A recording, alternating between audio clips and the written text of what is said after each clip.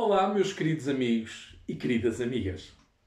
Voltamos a encontrar-nos para um novo vídeo aqui no canal para vos continuar a falar dos discos que o meu grande amigo Nuno Penha me deu a conhecer ao longo da nossa amizade de bastantes anos. E gostando eu de discos e de música, não poderia nunca deixar de ter este aqui. Não só porque é de uma banda mítica que eu aprecio desde que passei a conhecer, mas porque o disco é muito porreiro, apesar de não ser fácil de apreciar. Eu considero mesmo um disco underrated, como se diz, não é? Ou subavaliado. Mas deem-me alguns segundos que eu vou buscá-lo e já falaremos sobre ele, não esquecendo também de contar mais uma história. Eu não demoro.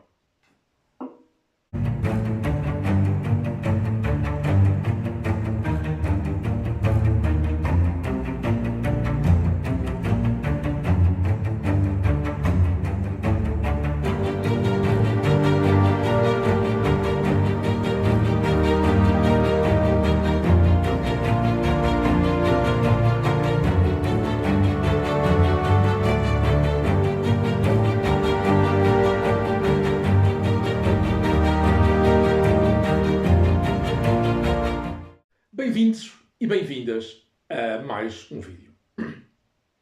Nas vossas coleções, vocês terão discos que ouvem mais do que outros, certo?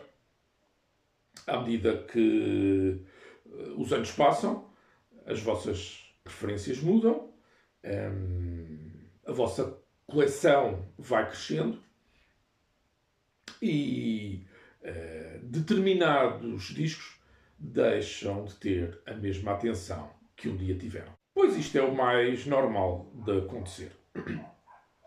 E quantos mais discos tivermos, os mais antigos vão tendo cada vez menos atenção. Aliás, se vocês forem colecionadores, tal como eu sou, existem até discos que nem sequer os ouvem e têm-nos apenas pelo prazer de os ter. Não nos esqueçamos que um colecionador é cheio de manias, de taras e hábitos estranhos. Pois o disquinho de hoje é um desses, em que terei ouvido apenas uma única vez. Na verdade, tive que ouvir uma segunda para criar o vídeo de hoje. É este.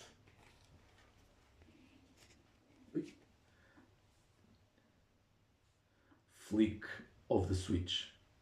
Ainda AC/DC. A luz não deixa ver bem.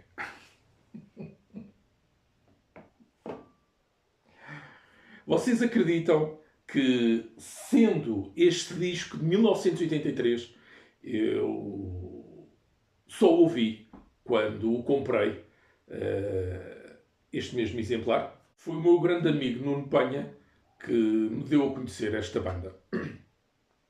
Em 1986 ou 1987.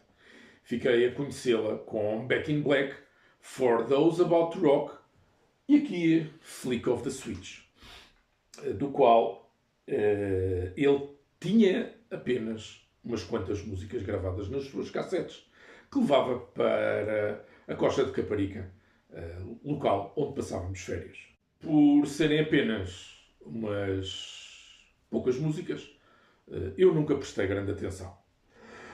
Mesmo o Nuno também não lhe dava muita, pois certamente que ele preferia antes outras músicas de outros discos, nomeadamente o referido Back in Black. E agora que eu penso nisto, tomo realmente consciência de que tivemos pouco tempo de convivência para eu conhecer todo o material que ele tinha nas suas cassetes.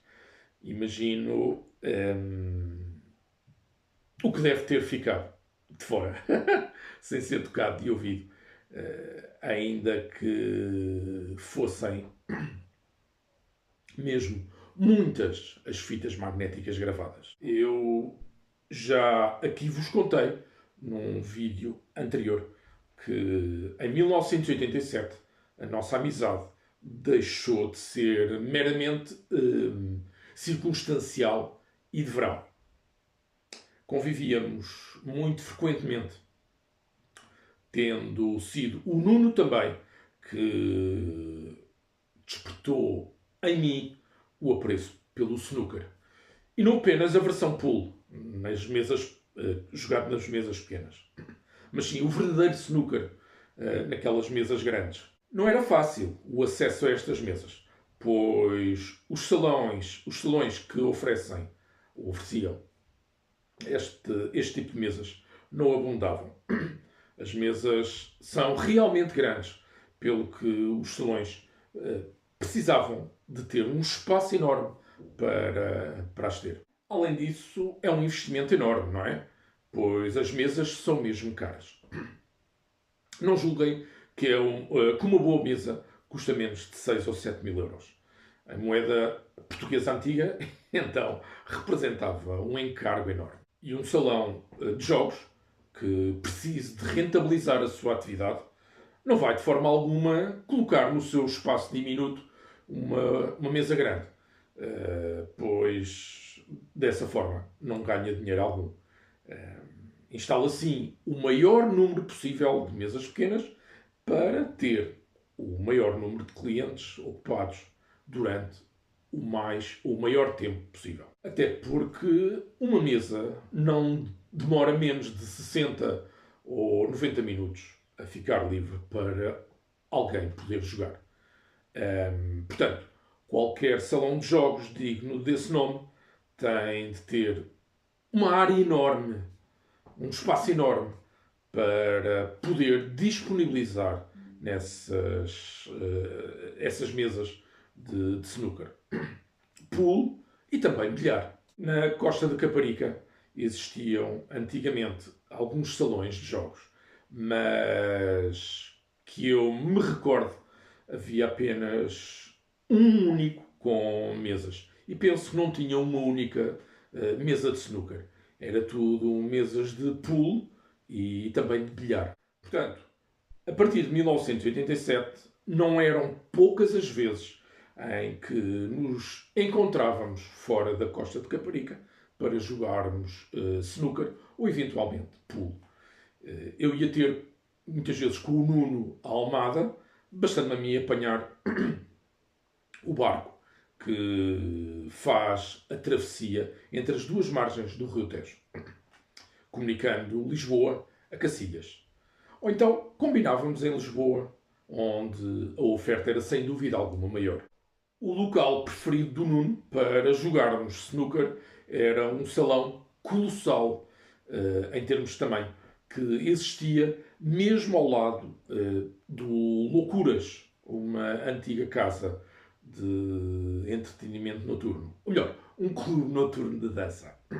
Também já tinha sido uma sala de cinema e também teatro. Quem de vocês é de Lisboa e se lembra de Loucuras? Ela era também conhecida pelas suas soirées, ou sessões de meio de tarde, aos fins de semana. Mesmo ao lado havia um espaço enorme, gigantesco, que foi transformado em salão de jogos, com 3 pisos. Uma cave, um piso térreo e depois uma espécie de mezanino repletos de mesas.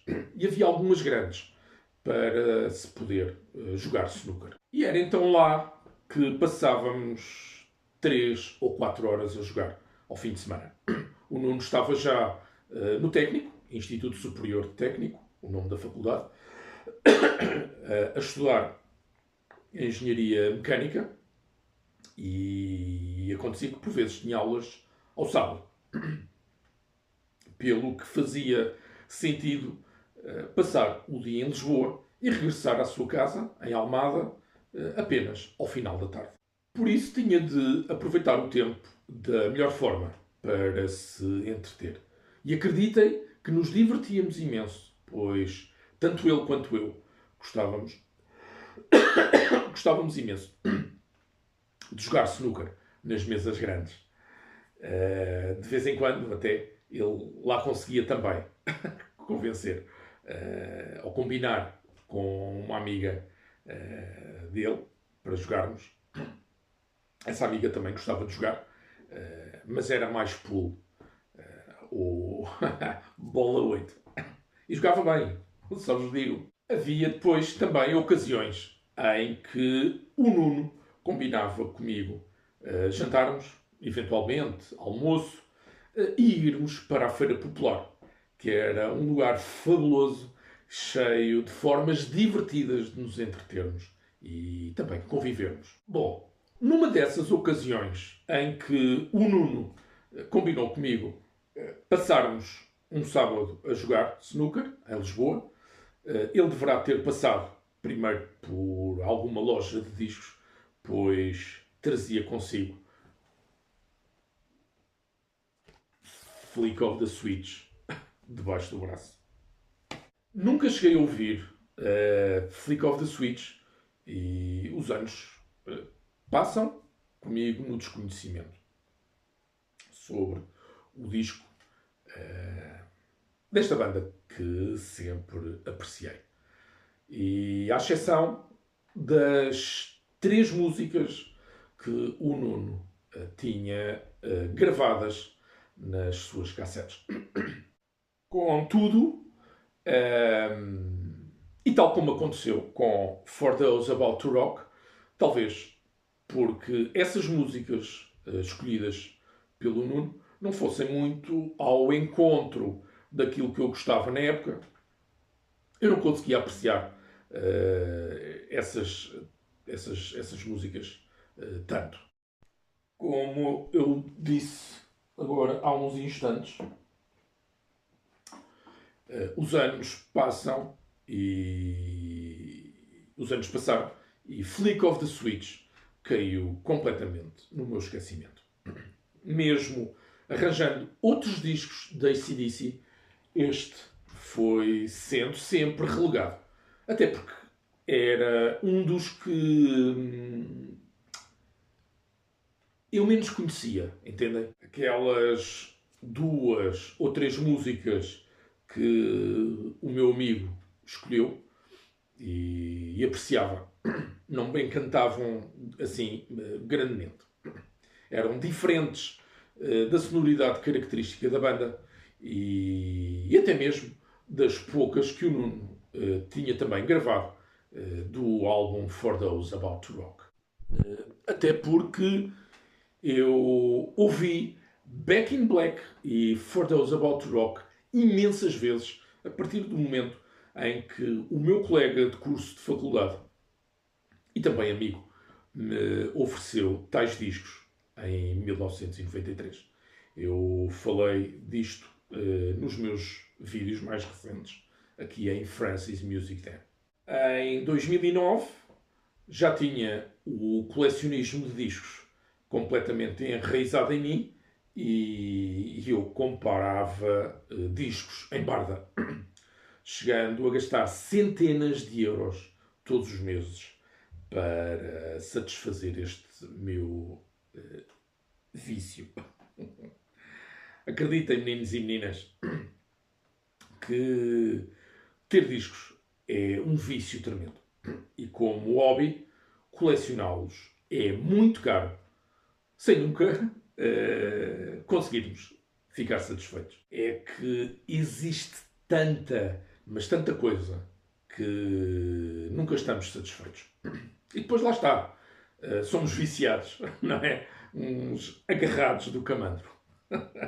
Queremos ter sempre mais e mais e mais. Bom, numa ocasião em que fui à loja FNAC mais próxima de mim, que é a do Shopping Center Colombo, encontro por lá algumas reedições audiófilas do catálogo AC/DC. Desde 2001 que a audiofilia nasceu em mim, com o objetivo de querer ouvir a música que gosto e aprecio bem como os meus preciosos disquinhos nas melhores condições de reprodução possíveis. E ao perceber que alguns discos que tanto procuro, ou de bandas cuja música tanto gosto, são editados de forma audiófila, sem compressões, sem digitalite e mantendo-se fiéis ao carácter analógico de outros tempos, epá, não tenho como resistir. Por isso, trouxe aqui o menino Flick of the Switch. Na mesma ocasião em que trouxe da loja FNAC For Those About to Rock. Isto mesmo sem conhecer este disco ou alguma vez o ter ouvido do princípio ao fim. Deixem-me só transmitir-vos que o fundo de catálogo aqui da banda australiana foi todo reeditado a partir das fitas e masters originais, em formato analógico. Quer isto dizer que, enfim, à partida, não existe nenhum processo de conversão, seja digital para analógico ou analógico para digital. Basta agarrar na fita original, produzir uma nova matriz e, a partir dessa chapa, criar a cópia-mãe, chamada Master, que irá dar origem às prensagens subsequentes que chegam ao mercado e aos consumidores. A fim de preservar a qualidade, já que a cópia-mãe vai perdendo qualidades, e passa aqui a redundância, as reedições são limitadas a poucos milhares de cópias. Para uns discos poderão ser 2.000, 2.500 ou 2.800, outros poderão ser 3.000 ou ir até às 5.000 unidades, 5.000 cópias no máximo. Nunca mais do que isto. Após se alcançar esse número de cópias, terá de criar-se um novo master. Acho que o nome correto é Matterhorn. E depois uma nova série de tiragem limitada. E isso leva o seu tempo, não é? Leva o seu tempo a ser feito, até por causa dos direitos de autor. Por isso, uma reedição audiófila é mais difícil de encontrar e também mais cara. Sobretudo se a editora não possuir os direitos de autor. Olhem, é um pouco aquilo que se passa, por vezes, com a criação de vídeos no YouTube. Na maior parte das vezes eu vejo-me impedido de gravar as músicas dos meus próprios discos. E fico com os meus vídeos bloqueados. Para levantar esse bloqueio, não posso registar a música, pois entra em conflito com os direitos de autor. É o que tem acontecido, por exemplo, nos meus vídeos mais recentes. A pain in the ass. Mas não tenho como evitar. Bom, a banda AC/DC comprou os direitos de autor à Sony Music. Talvez não dê para ver. Fogo. Ela é branca. A capa ainda tem um plástico. Comprou os direitos de autor à Sony Music. A Sony é um dos maiores gigantes da música, se não mesmo o maior, o que lhe permitiu à banda reeditar os seus discos a partir das fitas originais, mas a um preço mais em conta. Por isso, a minha cópia custou cerca, de acordo com o que vem aqui no sticker, 19 euros. O que é excelente, hein? Para uma edição audiófila ilimitada.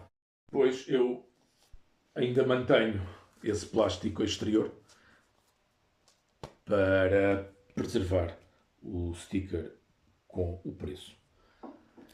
Estas reedições mantêm todo o artwork original. Fogo. Não dá, meu. Eu bem gostava de vos mostrar, mas todo o artwork original, pelo que a capa, que é de excelente cartão, apresenta também aqui o desenho em relevo, dando um aspecto realmente extraordinário, sobretudo ao tato. No verso, igualmente, a réplica da capa original, com o track listing e a ficha técnica do disco.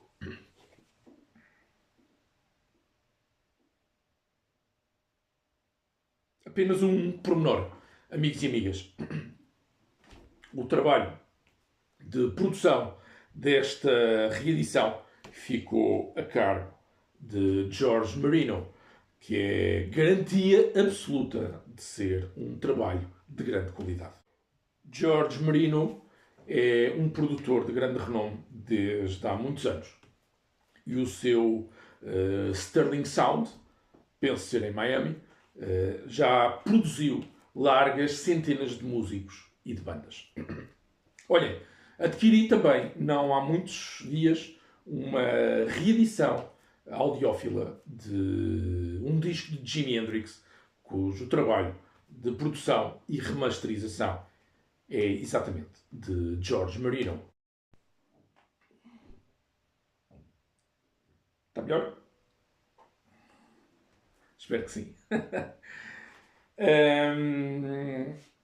O Inner Sleeve, que é, portanto, a capa interior do disco, é em cartão também, de excelente qualidade, e, tal como For Those About to Rock, está igualmente recheada de imagens da banda e textos que contam episódios dos AC/DC.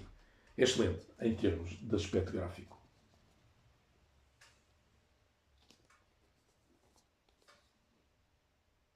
Eu até vou deixar aqui assim. É, no entanto, uma pena o disquinho preto estar em contacto direto com o Inner, não é? Pois é de cartão e torna-se extremamente abrasivo quando se retira o disco do seu invólucro. E é uma pena, como digo, pois estamos a falar de uma prensagem de alta qualidade. O disco vinil é de 180 gramas. Como vos disse lá atrás, aqui neste vídeo, eu ouvi Flick of the Switch apenas por 2 vezes. Uma, quando trouxe o álbum da loja, em 2009, e uma outra, nos últimos dias, para preparar o episódio de hoje aqui no canal. E a história, claro. Relembrava apenas as 2 ou 3 músicas que o meu amigo Nuno Penha tinha registado nas suas cassetes, que eram a segunda, This House is on Fire, a faixa que dá título ao álbum, Flick of the Switch, Guns for Hire e Bedlam in Belgium. Afinal são 4. Mas pronto, não conheci nunca mais do que isto. E mesmo assim, só 2 ou 3 é que recordo bem. da primeira audição que fiz ao disco. Não recordo mesmo nada, à exceção de que foi feita em 2009. Há quase 15 anos, portanto. E assim, fui ouvi-lo novamente. E se já considerava For Those About to Rock um disco mais difícil, comparado com Back in Black, claro, este aqui então é ainda mais difícil de poder apreciar-se. No entanto, For Those About to Rock é brutalmente delicioso, enquanto este talvez não seja tão fabuloso. De facto, é um disco que não é tão imediato, pelo menos para mim, e tem qualquer coisa que parece não encaixar tanto na perfeição no som da banda. É um disco também mais pesado do que Back in Black, que talvez ajude a não ser tão facilmente apreciado, mas talvez menos bluesy do que o anterior For Those About to Rock, de 1981. Penso que, se o ouvirmos com atenção, notam-se muito semelhanças com ZZ Top, da era Eliminator. O que é que vocês acham? É o boogie rock, não é? Concordam com esta minha análise? Ora, escrevam lá, se não se importam. Quanto ao aspecto que, na minha opinião, destoa aqui neste disco, é a voz de Brian Johnson. Quero dizer, não soa da melhor forma em Flick of the Switch, tornando-se mais aborrecida, mais cansativa, mais irritante até. Se estivermos a ouvir 3 discos seguidos de AC/DC, da era Brian Johnson, em que um deles seja este álbum, chegamos a Flick of the Switch e já estamos completamente esgotados em termos auditivos. Isso nota-se perfeitamente em faixas como Guns for Hire e especialmente Deep in the Hole, que é irritante para cacete. É o que me acontece, pelo menos, em termos de som. Este álbum, este disco, está também brutal, com uma qualidade excepcional. Tem um impacto fabuloso, com uma dinâmica absolutamente incrível. Vale mesmo a pena adquirir esta reedição audiófila. Rising Power, que é a primeira do disco, e depois as últimas são as minhas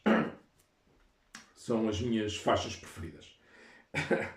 É uma pena estarem no fim, depois do eventual massacre auditivo que possa ouvir-se até lá chegarmos. Badlands tem um efeito de quase slide guitar que quebra a possível monotonia do disco e dá uma renovação à audição de Flick of the Switch. E a fechar o disco temos Brain Shake. Uma Brain Shake com um som e uma estrutura de rock and roll puro e duro.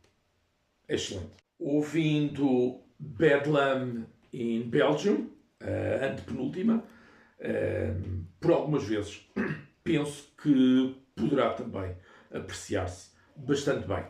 E assim desdigo aquilo que referi há pouco, pois aprendi a gostar igualmente desta faixa.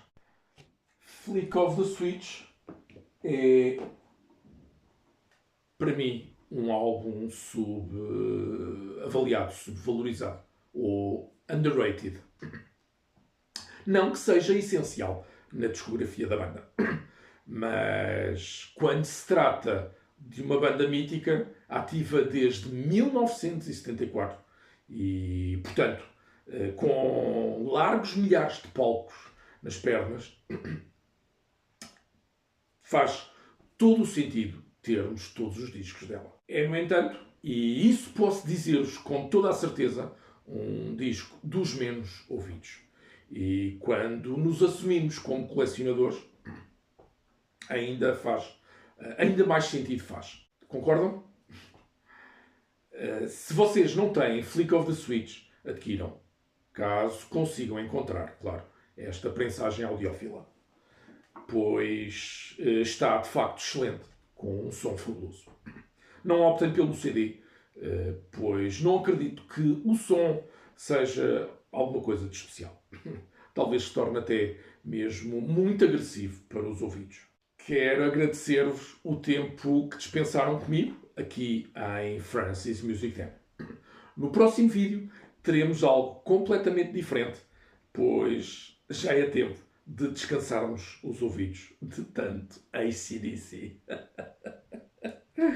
E também já chega de contar tanto do meu amigo, ainda que não tenhamos sequer chegado à melhor parte.